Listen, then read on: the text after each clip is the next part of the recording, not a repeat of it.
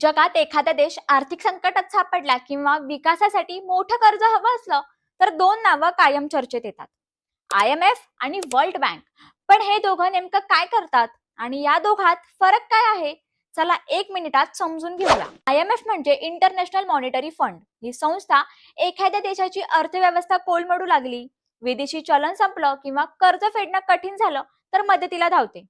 मात्र IMF कर्ज देताना अटी घालते, जसे की सरकारी खर्च कमी करा, कर व्यवस्थेत बदल करा किंवा आर्थिक सुधारणा करा.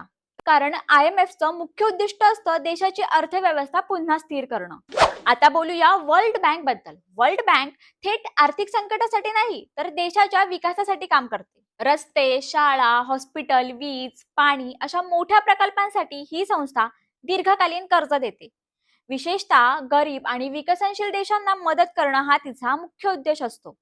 तर लक्षात ठेवा, देश अडचणीत आला तर IMF मदतीला येतं आणि देश पुढे न्यायचा असेल, विकास करायचा असेल तर वर्ल्ड बँक साथ देतं. म्हणजेच एक संस्था अर्थव्यवस्था वाचवते तर दुसरी भविष्य घडवते. हा व्हिडिओ तुम्हाला कसा वाटला ते कमेंटमध्ये नक्की सांगा आणि अशाच माहितीशीर व्हिडिओ पाहण्यासाठी चॅनलला फॉलो आणि सबस्क्राईब करा.